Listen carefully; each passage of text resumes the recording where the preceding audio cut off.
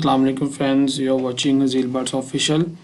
और आज का हमारा जो टॉपिक है, हम HTML को स्टार्ट करने जा रहे हैं।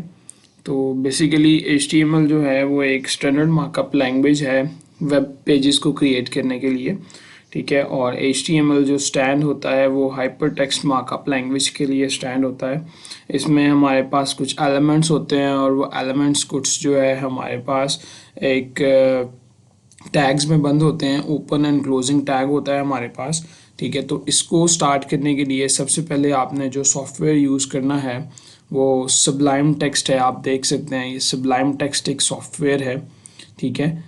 इसके अलावा और भी बहुत ज़्यादा सॉफ्टवेयर्स हैं, एटम है और भी काफ़ी हैं, लेकिन सबलाइम टेक्स्ट हम यूज़ कर रहे हैं। तो इसमें आपने सबसे पहले एक सॉफ्टवेयर ओपन करना है, मतलब ये सबलाइम टेक्स्ट सॉफ्टवेयर इजीली आपको गूगल से मिल जाएगा। मैं इसका लिंक भी डिस्क्रिप्शन में डाल देता हूँ। उसके बाद ये है कि आपने फाइल पे क्लिक करना है और आपने न्यू फाइल क्रिएट करनी है।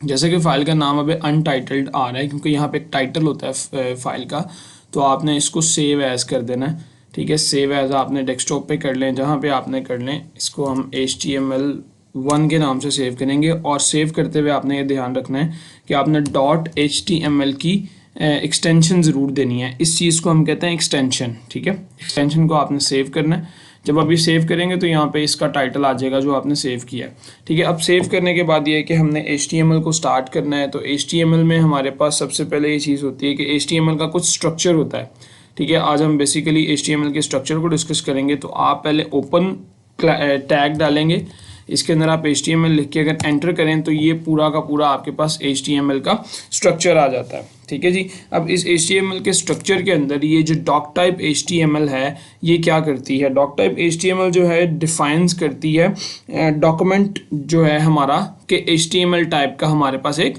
डॉक्यूमेंट है। देखें ना, डॉक टाइप उसने बताई HTML, तो HTML टाइप का हमारे पास एक डॉक्यूमेंट है। अब HTML टैग जो है ये बता रहा है कि ये रूट एलिमेंट है, यहाँ से आपका HTML का काम सारा स्टार्ट हो रहा है। उसके बाद हेड है, हेड हमारा डील करता है इस मेन हेडिंग को, इस मेन टाइटल जो है ना बार को, ठीक है। अब इसके अंदर आप एक टाइटल लिखें, टाइटल है फॉर एग्जांपल अब मैं लिख देता हूँ माय फर्स्ट वेब पेज, ठीक है। तो ये हमारा जब भी हम ब्राउज़र पे इसको ओपन करेंगे तो ये हमारे पास एक टाइटल पेज हो जाएगा। अब इसके अंदर बॉडी है, बॉडी के अंदर हमारा HTML का जितना भी पार्ट होता है वेब का वो सारा हमारा बॉडी के अंदर आता है, ठीक है जी। अब बॉडी के अंदर हमारे पास क्या क्या आ सकता है, हेडिंग्स आ सकती हैं, पैराग्राफ्स आ सकते हैं, इमेजेस आ सकती हैं, उसके बाद लिंक्स आ सकते हैं कि आपने अगर एक पेज से दूसरे पेज पे जाना उसकी राउटिंग का सारा आ सकता है।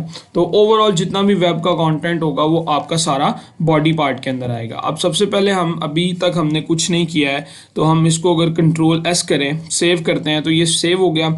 हमने सिर्फ अभी तक टाइटल लिखा है, ठीक है, टाइटल बार के अंदर सिर्फ टाइटल लिखा है। तो अब आप वहाँ पे जाएं कि जहाँ पे आपने जो है अपना ये जो है सेव किया है डॉक्यूमेंट, ये मैंने HTML1 के नाम से सेव किया है। मैं इसको अगर ओपन करता हूँ तो ये ब्राउज़र में ओपन हुआ है, अब इसके ऊपर कुछ भी नहीं डिस्प्ले हुआ क्योंकि हमने यहाँ पे क्या किया है, हमने यहाँ पे माय फर्स्ट वेब पेज, हमने सिर्फ टाइटल दिया था माय फर्स्ट वेब पेज। अगर हम इसको चेंज करें, इसको माय फर्स्ट डॉक के नाम से अगर हम सेव करेंगे, Ctrl+S करेंगे तो आप देख सकते हैं इसको जब आप रिफ्रेश करेंगे माय फर्स्ट डॉक हो गया, ठीक है। तो बेसिकली अभी तक हमने सिर्फ टाइटल डिस्कस किया। अब हम जो भी बॉडी के अंदर लिखेंगे, बॉडी के अंदर सबसे पहले अगर हम हेडिंग की बात करें तो हेडिंग जो होती है वो H1 से लेके क्लोज करेंगे। और ऑब्वियसली ये आपने टैग ओपन किया है तो आपने टैग को क्लोज भी करना है, ठीक है।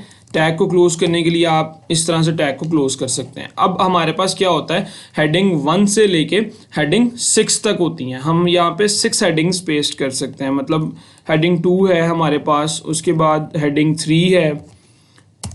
इन सब का डिफरेंस भी मैं आपको बताता हूँ कि क्या डिफरेंस है, ठीक है जी। अब ये हेडिंग 1 है, यहाँ पे मैं लिख देता हूँ हेडिंग 1, ठीक है। और यहाँ पे मैं लिख देता हूँ हेडिंग 2, ठीक है जी। और यहाँ पे मैं लिख देता हूँ हेडिंग 3। अब आप इसको Ctrl+S करें और वहाँ पे जाएं और ब्राउज़र पे अपना ये रिफ़्रेश करें तो आपको नज़र आएगा कि हमारी हेडिंग्स का क्या फ़र्क पड़ रहा है, मतलब H1 से हमारी हेडिंग का साइज़ क्या है, H2 से हेडिंग का साइज़ क्या है, H3 से हेडिंग का साइज़ क्या है। बेसिकली ये इसके बाय डिफ़ॉल्ट साइज़ होते हैं, जिनको आप चेंज करना भी चाहें तो कर सकते हैं, अदरवाइज़ करने की ज़रूरत भी नहीं है। ठीक है, अब ये देखें हेडिंग 3। अब आपके पास टोटल हेडिंग्स होती कितनी है, H4 होती है। ठीक है जी, इसके अंदर आप लिख लें हेडिंग 4। इसी तरह से आपके पास जो है हेडिंग 5 होती है, H5 होता है हेडिंग 5। ठीक है जी, इसी तरह आपके पास H6 होता है। ठीक है, आप इससे ज़्यादा हेडिंग्स नहीं लिख सकते। ये जो है आपका ये हेडिंग मटेरियल है। ठीक है जी, तो अब अगर आप इसको कंट्रोल एस करें और अपने यहाँ पे जाएं और ये आप देख सकते हैं कि हेडिंग 6 तक हमने हेडिंग 1 से लेके हेडिंग 6 तक हमने किस तरह से हेडिंग्स लिखी हैं। ठीक है, तो अभी इसके अंदर हमने सिर्फ हेडिंग्स को डिस्कस किया। तो अगर आप एक हेडिंग के बाद, अब इसके अंदर बाय डिफ़ॉल्ट इसका साइज़ है, आप ये जो है ये आपने साइज़ नहीं दिया, इस हेडिंग के दरमियान और इस हेडिंग के दरमियान आपने साइज़ नहीं दिया, ये बाय डिफ़ॉल्ट साइज़ है। अगर आप साइज़ देना चाहते हैं तो यहाँ पे आप BR लिखेंगे। BR जो है वो ब्रेक लाइन को ब्रेक करने के लिए यूज़ होता है। आप कंट्रोल एस करेंगे तो आपके पास यहाँ पे आप देखेंगे ज़्यादा स्पेस आ गई है। ठीक है, तो ये लाइन को ब्रेक करने के लिए यूज़ हुआ है। इसी तरह से एक HR का एलिमेंट टैग होता है, जिसको आप लगाने के बाद आपको एक हाइपर लाइन नज़र आती है। ठीक है, ये देखें। ठीक है, तो इसी तरह से हम अगर पैराग्राफ की बात करें, अगर हम यहाँ पे पैराग्राफ की बात करें तो पैराग्राफ सिंपल एक ही पैराग्राफ आप P से लिख सकते हैं। ठीक है, this is my first paragraph.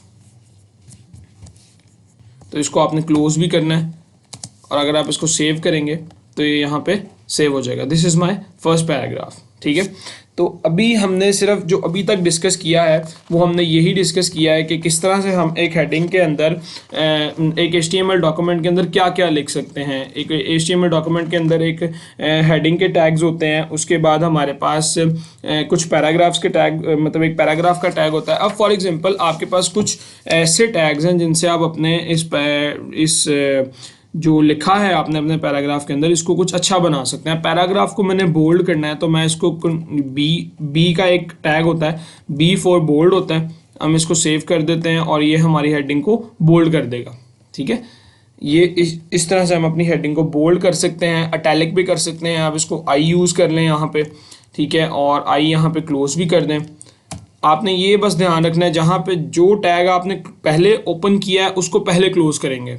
ठीक है जी, तो अगर आप इसको कंट्रोल एस करें और यहाँ पे जाएं तो ये बोल्ड एंड अटैलिक हो गया। ठीक है जी, तो इस चीज़ की होप्स हो कि आप सबको अभी तक समझ आई है।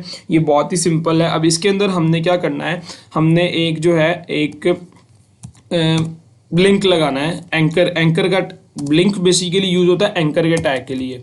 ठीक है, तो एंकर का टैग हमने लगाना है। तो इसके लिए हम क्या करेंगे जी, यहाँ पे हमने एंकर का टैग लगाया, एंकर के टैग को आपने क्लिक किया तो उसकी फॉर्म आपके पास आ गई। तो अब आपने इसको क्या करना है, यहाँ पे फॉर एग्जांपल आपने कोई भी लिंक पेस्ट करना है, आपने गूगल का लिंक पेस्ट करना है, तो आप यहाँ पे लिखेंगे https www.google.com। ठीक है जी, तो इससे क्या होगा, ये आपका जो है गूगल के पेज के ऊपर रिडायरेक्ट कर जाएगा। अब एंकर का टैग आपने ओपन किया है तो एंकर का टैग आपने क्लोज भी करना है।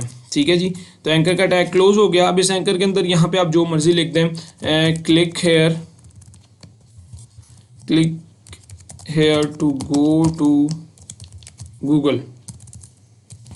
ठीक है जी, अब इसको आप कंट्रोल एस करके यहाँ पे आप जाएं और यहाँ पे आप देखें, यहाँ पे एक लिंक आ गया, आपने क्लिक किया तो ये आपका क्या गूगल के पेज पे चला गया। ठीक है जी, ये आपका गूगल के पेज पे चला गया। इसी तरह से ये अभी तक हमने 3-4 चीज़ें देखी हैं। इंशाल्लाह होप्स हो कि नेक्स्ट हम बेसिकली इसके ऊपर अपडेटेड वर्जन के ऊपर जाएंगे और हम डिफरेंट जो टैग्स हैं इसके उस पर हम बात करेंगे, किस तरह से हम इमेज इंसर्ट कर सकते हैं, किस तरह हम इमेज के ऊपर लिंक लगा सकते हैं।